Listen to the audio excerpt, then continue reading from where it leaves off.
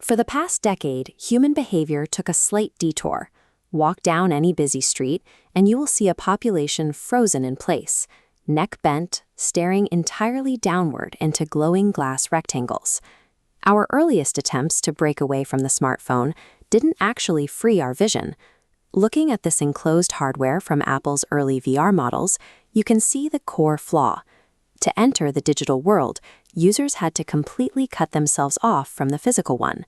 But biology pushes back against that kind of isolation.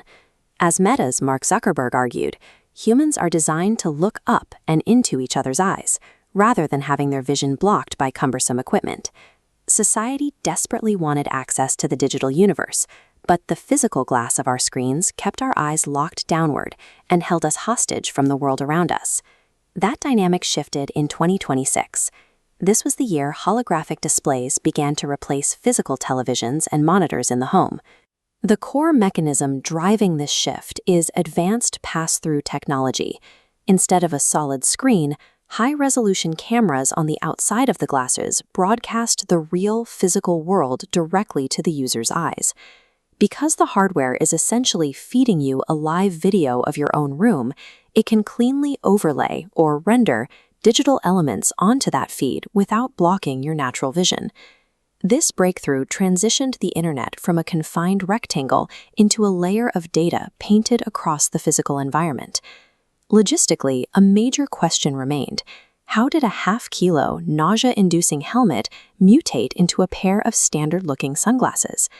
This casual, lightweight aesthetic is exactly what drove the mass adoption of MR hardware in 2026. From the outside, they look entirely normal. Inside, massive leaps in solid-state graphene batteries reduced the total weight to under 50 grams. Micro OLED screens packed pixels so tightly that the blurry screen door effect of early VR disappeared. The schematic reveals the real secret: distributed cloud offloading. The glasses don't render graphics. They act as hollow receivers, transmitting spatial data.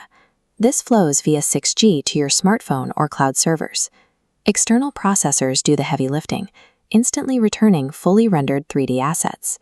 By stripping the processing burden away from the face, the hardware became functionally invisible, letting the technology finally get out of our way. With the hardware reduced, users faced a new interface dilemma. Without a mouse or touchscreen, navigating menus required waving your arms in the air, a strenuous action that causes a painful physical exhaustion known as gorilla arm syndrome. The solution arrived through the integration of Generation 1 brain-computer interfaces, or BCI, now entering the consumer market via wristbands and non-medical sensors. They established a direct dual input system. First, highly precise eye-tracking cameras inside the frames act as a passive mouse cursor, instantly highlighting whatever button or icon you look at. Then, neural wristbands intercept motor cortex signals traveling from your brain to your hand. You don't have to move a muscle. Simply by intending to press a button, the system registers the thought and executes the click. At the same time, built-in LiDAR sensors, which use lasers to scan surroundings, map the exact physical layout of your room. This allows a holographic dragon to recognize your furniture, crashing through your ceiling and physically perching on your television stand. This combination of neural input and spatial awareness turned the physical world into a responsive, integrated operating system. To make this magic work, millions of people now walk around with a constant array of active cameras, microphones, and sweeping LiDAR sensors.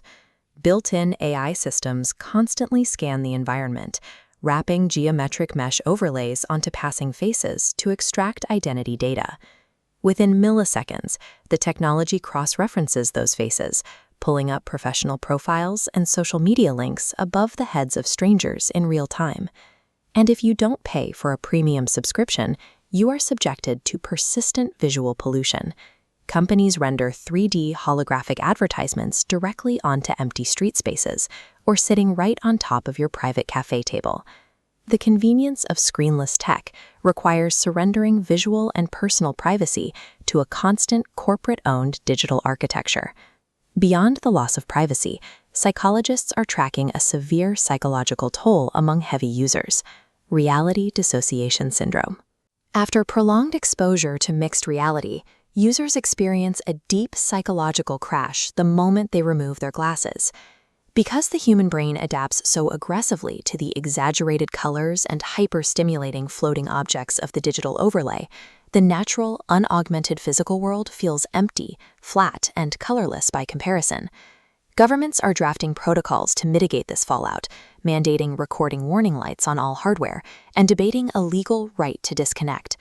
We have turned reality into a customizable canvas, but we have reached a point where the distinction between being a user of the internet and a resident within it has essentially vanished.